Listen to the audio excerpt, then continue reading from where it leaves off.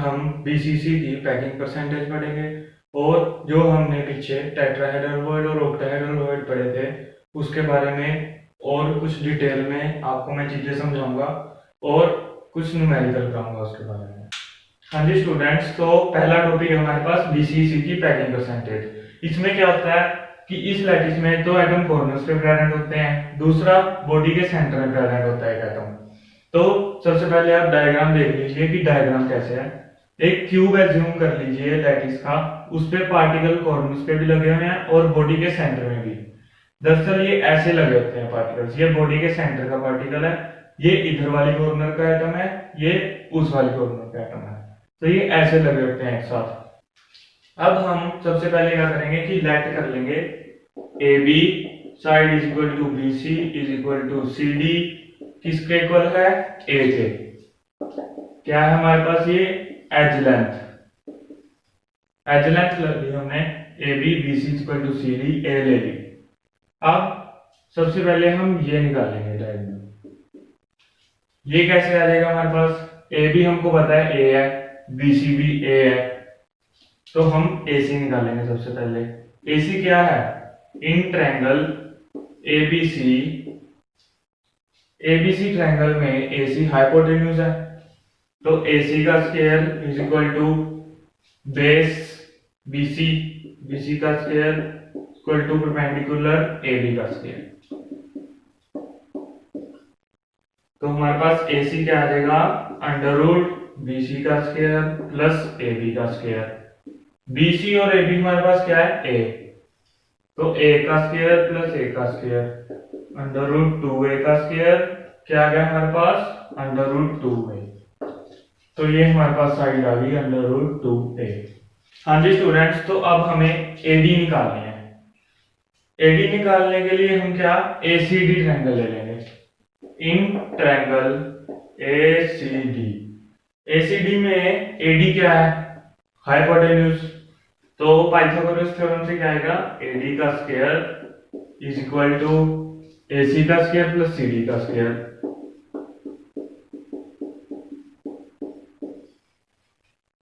अब एसी क्या है, अंडर रूट 2a, और सीडी क्या है हमारे पास, ए, तो एडी हमारे पास क्या आ गया, अंडर रूट 2a का स्क्वायर प्लस ए का स्क्वायर।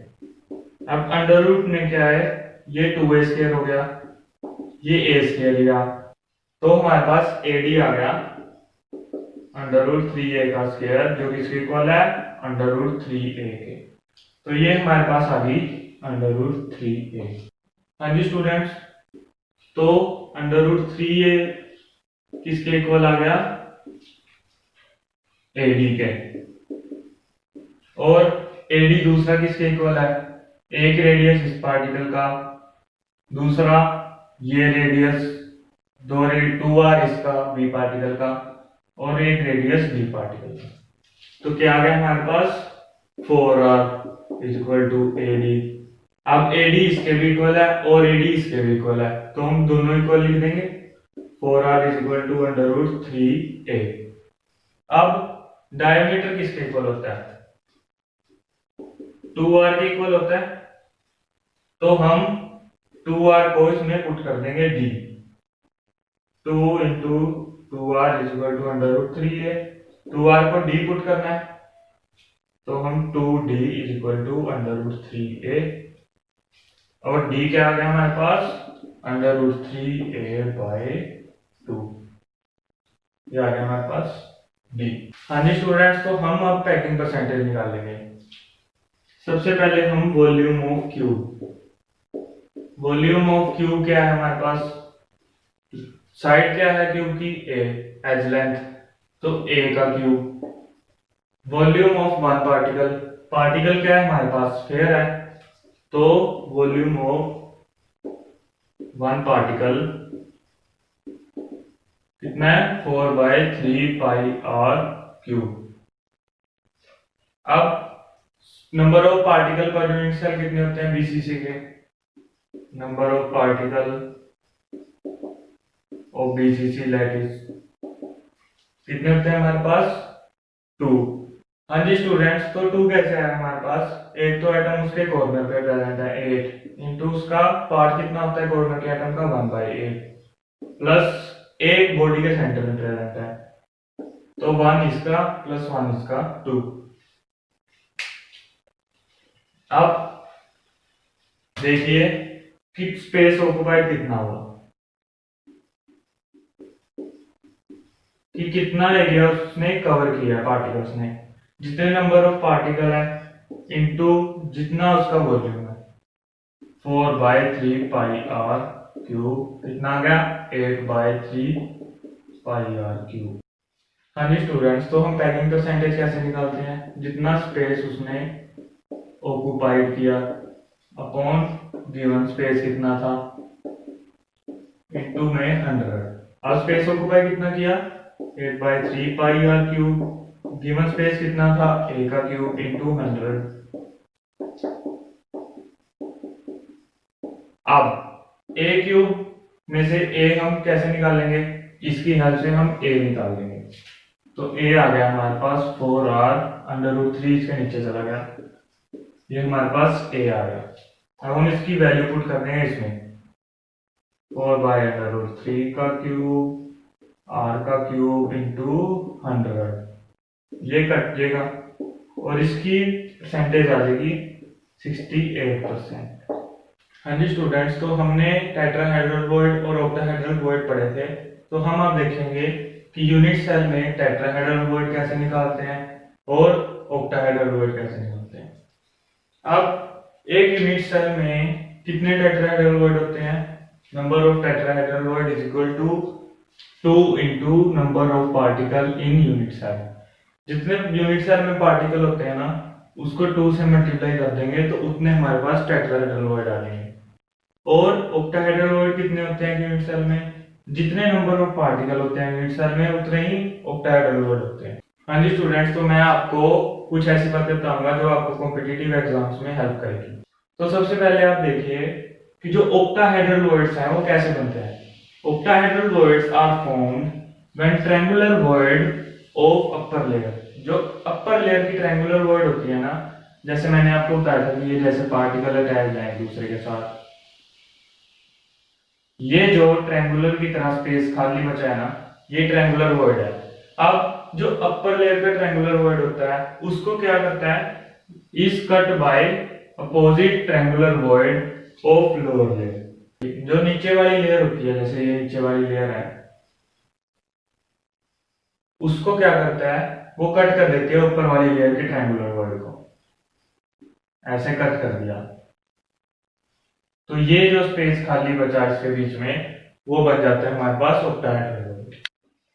हाँ जी स्टूडेंट्स, तो पीछे मैंने आपको दो फार्मूले कराए थे नंबर ऑफ टेट्राहेड्रल वॉइड निकालने के और नंबर ऑफ ऑक्टाहेड्रल वॉइड निकालने के। तो मान लीजिए कि एक लैटिस ऐसे,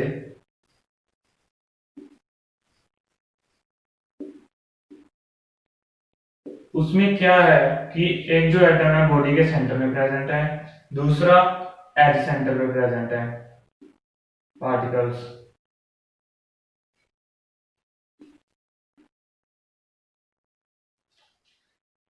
इस पे एक तो बॉडी सेंटर पे प्रेजेंट हो गया एटम, दूसरे एज सेंटर पे। बॉडी सेंटर का हम कितने लेते हैं number of particle 1, plus edge centre कितने हमारे पास 12 इंटू पार्ट कितना होता है एज सेंटर का 1/4, 4 3 12, 1 plus 3 equal to 4 number of particle आ गए इस लैटिस के।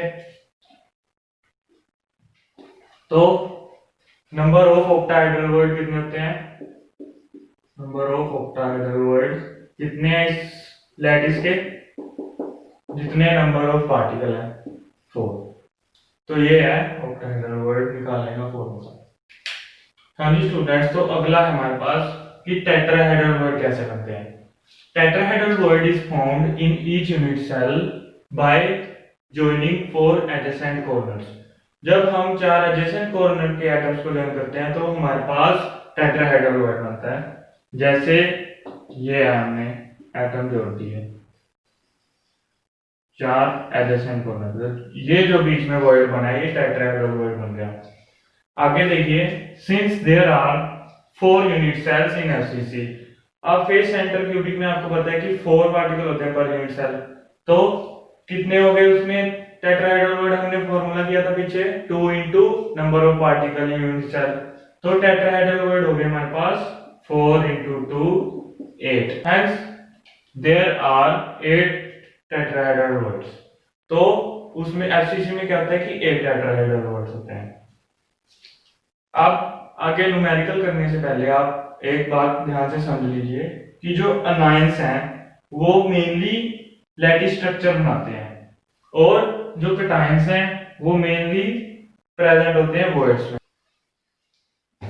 अब NaCl में क्या होता है, ये पॉजिटिव आयन है, क्लोरीन है जो नेगेटिव आयन है, ये है जो अनायन है, तो अनायन है जो मेनली लैटिस स्ट्रक्चर बनाएगा।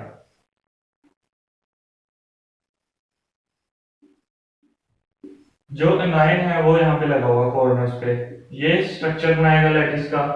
तो कैटायन कहाँ पे प्रेजेंट होगा, जहां पे ये एटम मिलके वर्ड बनाएंगे वहां पे कैटायन प्रेजेंट होगा।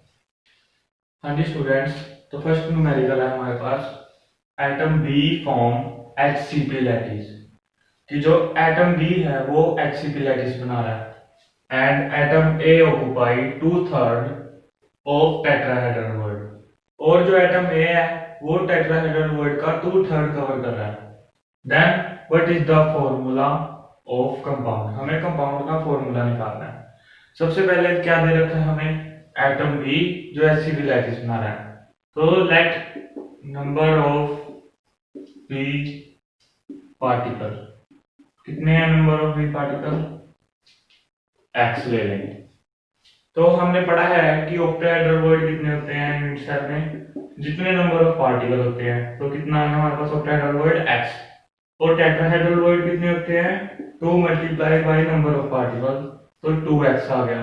तो आगे हमें क्या कहना है कि एटम A है जो वो 2/3 टेट्राहेड्रल वॉइड को ऑक्यूपाई कर रहा है, तो एटम A क्या है 2/3 किसका, टेट्राहेड्रल वॉइड का। टेट्राहेड्रल वॉइड कितना है हमारे पास 2x, तो 2x से मल्टीप्लाई कर देंगे 4x बाय 3। अब A रेशो B निकालेंगे हम, A रेशो B, A कितना है हमारे पास 4x बाय 3, और B के पार्टिकल कितने थे हमारे पास x, 4:3, तो हमारे पास आंसर आ गया A4B3, ये हमारे पास कंपाउंड का फॉर्मूला। हाँ जी स्टूडेंट्स, तो अगला न्यूमेरिकल है हमारे पास, इन ए सॉलिड अनायन B है जो वो CCP लैटिस बना रहा है and A are equally distributed in octahedral void and tetrahedral void, और जो A पार्टिकल है वो ऑक्टाहेड, जितना ऑक्टाहेड्रल वॉइड में है उतना ही टेट्राहेड्रल वॉइड में है। इफ ईच, अगर हर एक ऑक्टाहेड्रल वॉइड ऑक्यूपाई हो गया, then what is the formula of compound, तो हमें कंपाउंड का फॉर्मूला फाइंड आउट करना है। हाँ जी स्टूडेंट्स, तो CCP लैटिस कौन बना रहा है, अनायन B, तो number of particle of B कितने हैं, late number of particle B, हमने x ले लिए। हाँ जी स्टूडेंट्स, तो हमारे पास ऑक्टाहेड्रल वॉइड कितने हैं, आपको पता है कि जितने नंबर ऑफ पार्टिकल होते हैं लैटिस में उतने ही ऑक्टाहेड्रल वॉइड होते हैं, तो ऑक्टाहेड्रल वॉइड हो गया x, टेट्राहेड्रल वॉइड कितने हो गए इसी हिसाब से 2x। तो अब जो A पार्टिकल है वो ऑक्टाहेड्रल वॉइड कितने होंगे उसके x, क्योंकि सारे ऑक्यूपाइड है ना ऑक्टाहेड्रल वॉइड तो, और हमें दिया हुआ है कि वो इक्वली डिस्ट्रीब्यूटेड है दोनों वॉइड्स में, तो इन टेट्राहेड्रल वॉइड में कितने आ गए वो x, तो टोटल कितने हो गए हमारे पास A पार्टिकल 2x। आपको रेशो निकाल लेंगे, A ratio B 2x ratio x 2:1, तो हमारे पास फॉर्मूला क्या है कंपाउंड का A2B। हाँ जी स्टूडेंट्स, तो अगला न्यूमेरिकल है हमारे पास, इन क्रोमियम क्लोराइड, कि एक कंपाउंड है क्रोमियम क्लोराइड, जिसमें क्या है, chloride ions form CCP lattice. कि जो सीसीपी लैटिस बना रहे हैं ना, वो कौन बना रहे हैं, chloride ions. And chromium ion occupy octahedral. और जो क्रोमियम आयन है वो ऑक्टाहेड्रल को ऑक्युपाई कर रहे हैं।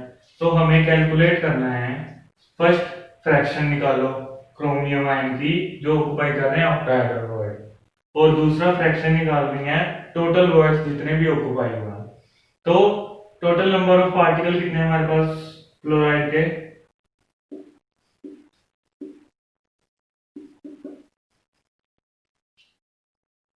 क्लोराइड आयन के कितने हैं, 3 पार्टिकल है हमारे पास। तो जितने नंबर ऑफ पार्टिकल होते हैं लैटिस के, उतने ही ऑक्टाहेड्रल वर्ड होते हैं। तो ऑक्टाहेड्रल वर्ड आ गए हमारे पास 3। टेट्राहेड्रल वर्ड कितने होते हैं, जितने नंबर ऑफ पार्टिकल होते हैं उसको 2 से मल्टीप्लाई कर दो, 6। तो उतने हमारे पास टेट्राहेड्रल वर्ड आ गए।